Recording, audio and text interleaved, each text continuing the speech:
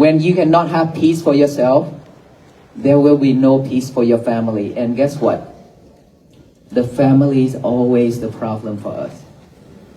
We could be really nice to our friends and to the people outside, but we always react to our parents and to our family members. Is that right? Why is that? Because we gave ourselves a right. We gave ourselves the right that my parents, they are my parents, they are my brother and sister, they are my husband and wife. They should know me better. They should know my personality. I'm like this, I'm like that. So they shouldn't say things like that. They shouldn't do things like that. We always give ourselves that right. But when you go out with your friends and the people outside, when they hurt you, when they say something to you, you didn't react that way. So is that right or wrong? That shouldn't be. Because your parents are the one who gave you this life. Your family, if anyone in this world can leave you, can hurt you, but I don't think your parents in your family would. It's always out of love. That they say something, they do something, is to show us how they care. Right? So we should be mindful in our family first and practice this every day. When you practice to have peace, your family will be at peace as well, because they don't have to see you stress out. They don't have to see your frustration face. Then they will smile, they will be at peace as well. And then every morning, when we wake up, please remember my statement that you have to write this down with a pen and a paper. Today is going to be my peaceful day. Just write that down. Even you have listened to my talk for the last 90 days. It's okay. Just write it down, because this is very powerful when you use your hand and your head at the same time. It will remind you a lot better. So write down, today is going to be my peaceful day. And then read it over and over with our eyes. Read it out loud to the universe, to tell the universe that today is going to be my peaceful day, so that no one in this world can mess it up, except ourselves. We are the only one who can mess our days up. No one else. Regardless of what they say or what they do. If you don't let it, your day will be peaceful. And what we've been doing is just let people control us. Let people play around with us just like a dog. Whenever they say something, we act right away. Whenever they do something, we act right away. We encounter into many fights already, verbally and physically. And then 3 places for us to go, which is hospital, jail, and funeral, after we encounter a fight. We shouldn't be, right? So every day we should purify our mind, just like who's in here that have a mirror in your bathroom? Everybody have a mirror, right? You see yourself every day, every morning at night time, in that mirror. Are you checking your pimples or what? We can see ourselves in that mirror. But who's in here that after you wash your face, after you brush your teeth, and all those spots, water and toothpaste on that mirror, how many of us actually use a paper or towel to wipe it off right away? Please raise your hand. Well, not many people. About 20 people out of thousands. So how many of us wait for a week? How many of us will wait for a month and then clean? Well, either a week, 2 weeks, or a month. Let me tell you something. When those spots, water and toothpaste stick on that mirror, you can clean it right off very easy and quickly, right? But if you don't, for most of us, we don't want to do that. We want to wait. I will do it later, it's okay. It's just my mirror, my bathroom.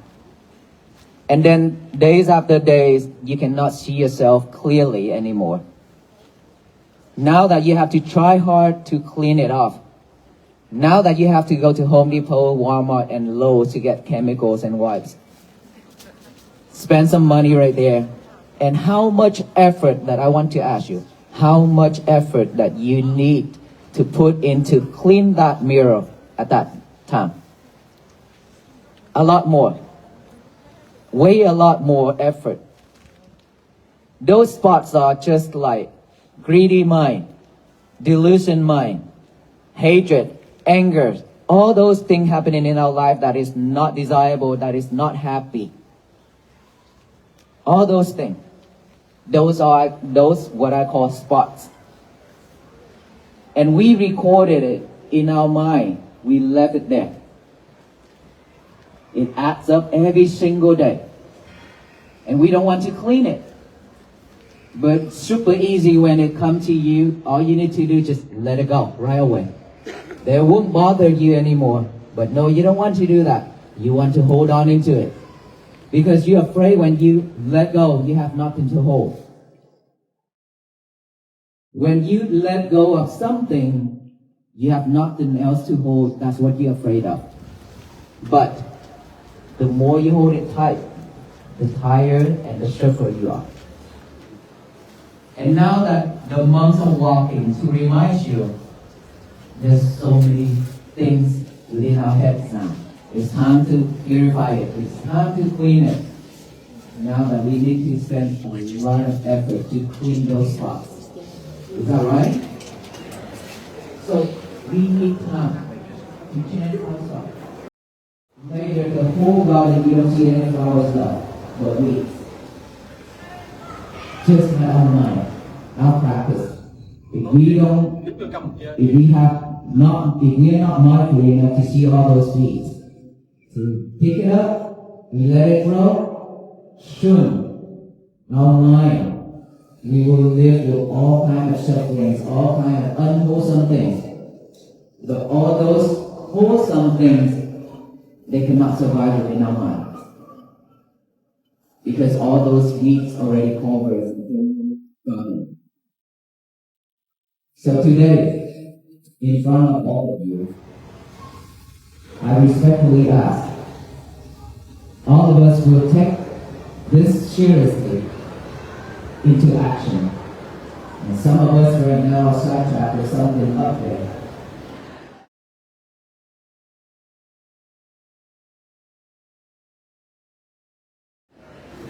If you listen to me right now, the eyes cannot see up there. When you see up there, you cannot listen to me. That is how our mind works. Okay? So we already spent hours to come out here to do this outcome. Okay? Be mindful with it. And now, after you tell the universe that today is going to be my peaceful day, please practice on that. Do not multitask anymore. And liberate your lover for as much as you can. I mean your cell phone. Let them go as much as you possible. Lock her and or him up and put them in the drawer or something. Okay, you have to. And please don't take them into the bathroom and talk.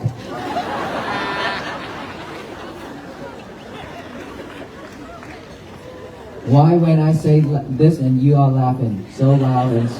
Because all of us are doing that. We are doing this every single day. The bathroom is something that is private for yourself and your lovers. You just bring your lover into it and whispering the whole time while people suffering waiting for his or her turn out there. And when you're not mindful, you drop your lover in that bowl. And now you have to get a new lover. You waste a lot of money. So don't live with your lovers way too much. Even if you have to check on Walk for Peace, it's okay. You can do that later. Okay? At nighttime, 1 hour before bed, no lovers whatsoever. No lover 1 hour before bed. This is very important. Because when you check on your lover and live with your lovers, all those defilement minds will stay with you. You probably cannot go to sleep. And if anything happens within your lover, you'll be stressed. You cannot go to sleep. In the middle of the night when you wake up, please don't pick up your lovers. Try to go to sleep or get something to read until you go to sleep. Or you breathe. And in the morning when you wake up, please, no lovers either. Instead, just get a piece of paper and a pen out and write that statement down. Today is going to be my peaceful day. Take care of your bed. Fold all that bed sheet and everything nice and neat. This is very important to train yourself. Okay?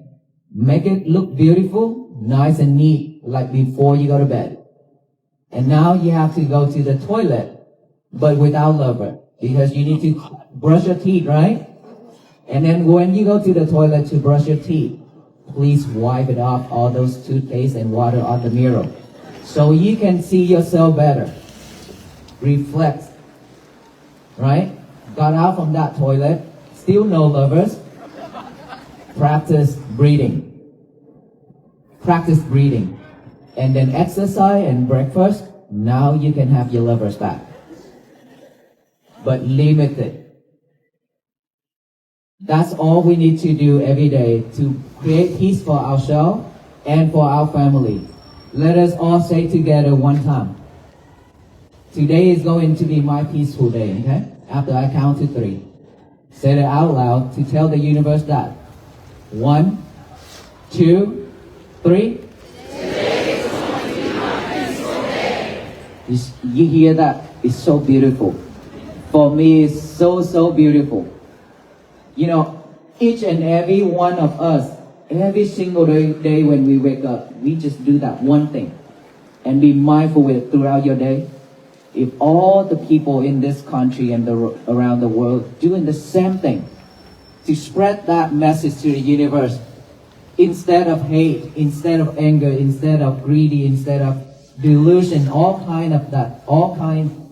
instead, we just only spread that message to the universe.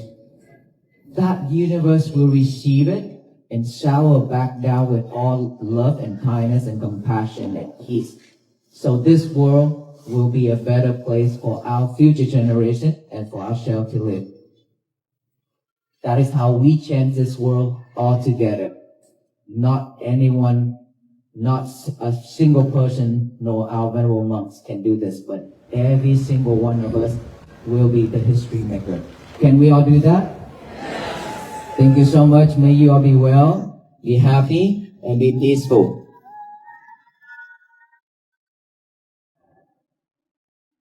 One last thing that I would like to request. But I have to tell you, you're very beautiful. You know why? I was thinking about when we walk from the lunch place you hear. You're awesome because you're not trying to pass the monk and walk on the side of the monks. You walk behind us. That is so beautiful. The reason why we don't want any walkers to join us because so many problems going on. First. Secondly, when you walk, there are thousands and thousands of people patiently lining up on two sides of the road. All they need is just to see the monks walk by so they can offer and they can pay respect and to support the venerable monks on this mission. It means they wholeheartedly pay attention to the monks. And when we walk side by side with the monk, because we walk, you rush through the crowd, you break that atmosphere. The environment is not calm anymore. So that will ruin everything, because this is Walk for Peace. It's not any type of concert or anything like that, but Walk for Peace. So everything must be calm, and peaceful, to support every single one, not just ourselves. Okay? This is how we live together, and this is how the world should be. So please be mindful in every little thing we do. And when you go home, after this moment when you go home, this is a test. Your peace will be very easy to be fragile. Because now you have to rush home because of the weather. Now that you have to cross through so many people, there are some pushing. Be mindful with your peace. Be mindful with when you walk, when you drive. Otherwise, your day will no longer a peaceful day. Like that. Today is my peaceful day. That sign right there. With the sunflower. It will not be your peaceful day anymore if you fail this mission when you walk out of this area. Okay? Thank you so much, everyone. Thank you so much.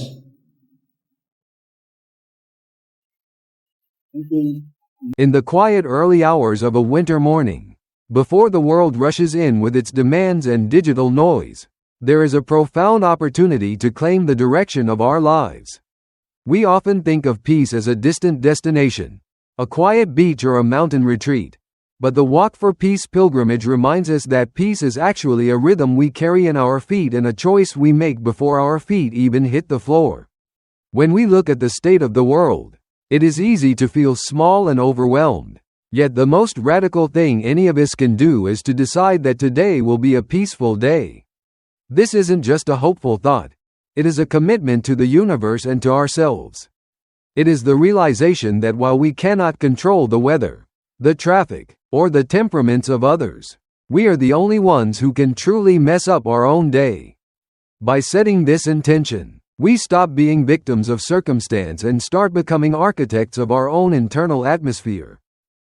This internal architecture is tested most frequently not by strangers on the street, but by the people sitting across from us at the breakfast table. It is a strange irony of the human condition that we can be perfectly polite to a coworker or a barista, yet incredibly reactive toward our parents, our spouses, or our siblings. We often give ourselves a secret right to be difficult with our families because we assume they should already know us, tolerate us, and anticipate our every mood. We tell ourselves that because they are ours, they shouldn't say certain things or trigger certain feelings. But if those who gave us life and who love us most deeply cannot be the recipients of our mindfulness, then our peace is merely a performance for the outside world. To truly practice peace is to start at home, replacing our frustration with the recognition that their occasional, difficult words are often just clumsy expressions of care. When we bring peace to the family dinner, we aren't just helping ourselves. We are giving our loved ones the gift of seeing a face that is not stressed or reactive, but open and smiling. The process of maintaining this openness is very much like the way we care for our physical surroundings. Think of the mirror in your bathroom. Every morning, as we wash our faces and brush our teeth, tiny spots of water and toothpaste inevitably splash onto the glass. If we take a cloth and wipe them away immediately, it takes only a second, and the mirror remains crystal clear. But most of us don't do that. We say we'll do it later. We let the spots dry and accumulate. Days turn into weeks, and eventually, the glass is so clouded that we can no longer see our own reflection clearly. Our minds work the same way. Every little moment of greed, a flicker of hatred, or a small seed of anger is a spot on the mirror of our soul. If we don't clear these thoughts away as they arise, they harden. Soon, we are forced to spend massive amounts of energy and emotional chemicals to scrub away years of resentment. Mindfulness is the simple act of carrying a towel for the mind, wiping away the small spots of negativity today so they don't become the permanent distortions of tomorrow. Perhaps the biggest source of spots in our modern lives is what we might call the lover, that glowing screen we keep in our pockets. We have become so attached to our devices that we bring them into our most private moments, even into the bathroom, whispering to them while the world waits outside. This lover demands our attention at the expense of our presence. To reclaim our peace, We must learn to set boundaries with our technology. When we take our phones to bed, we invite the stresses of the entire world into our sanctuary. If we check them the moment we wake up, we hand over the keys to our peace to whatever headline or notification happens to be waiting. Reclaiming the hour before sleep and the hour after waking as phone-free zones is not just about digital detox. It is about protecting the defilement-free space of the mind. By putting the phone in a drawer and picking up a book or focusing on our breath, we allow our internal waters to settle, ensuring that we go to sleep and wake up as masters of our own attention. Instead of reaching for a screen in the morning, there is a much more powerful way to engage our senses: the simple act of writing. When we take a pen and paper and physically write down the words, "Today is going to be my peaceful day," something transformative happens. Using the hand and the head together creates a deeper imprint on our consciousness than a passing thought ever could. We should read these words out loud, letting the vibration of our own voice carry the message to the universe. It is a way of declaring our sovereignty. By vocalizing this intent, we notify ourselves that regardless of what anyone else says or does, we will not be like a dog that barks and reacts to every passing sound. We refuse to let others pull our strings. We acknowledge that we have spent enough time in the jails of our own anger and the hospitals of our own stress. Today, through the simple power of a written and spoken vow, we choose a different path. This path is best walked with a sense of collective grace, much like the pilgrims who follow the monks in a walk for peace. There is a quiet beauty in learning to walk behind others rather than rushing to be first. In a culture that rewards speed and getting ahead, the act of staying back and maintaining the calm of the environment is a profound spiritual practice. When we rush through a crowd or try to pass those who are leading us toward peace, we break the very atmosphere we are trying to create. Peace is not a concert where we are the stars. It is a shared environment that requires us to be mindful of how our energy affects the person standing next to us. Whether we are in a literal pilgrimage or just navigating a busy grocery store, our mission is to keep the air calm. We must realize that every little thing we do, the way we hold a door, the way we wait our turn, the way we offer respect, is a contribution to the global bank of peace. As we move from these moments of reflection back into the real world, we encounter the ultimate test. The transition from a place of prayer or meditation to the cold, wet weather of a busy street is where our practice truly begins. It is easy to be peaceful when the incense is burning and the music is soft. But can we keep that peace when we have to rush home? Or when someone pushes us in their haste to get out of the rain? This is the fragile moment where our mission is most likely to fail. We must guard our peace like a flickering candle in a windstorm. If we can fold our bedsheets with care, wipe our mirrors with intention, and move through the world with a heart of sathu, of rejoicing in the good deeds of others, we become more than just individuals, we become history makers. Peace is not something that venerable leaders can do for us, it is a collective blessing that we create. One morning, one mirror, and one peaceful breath at a time.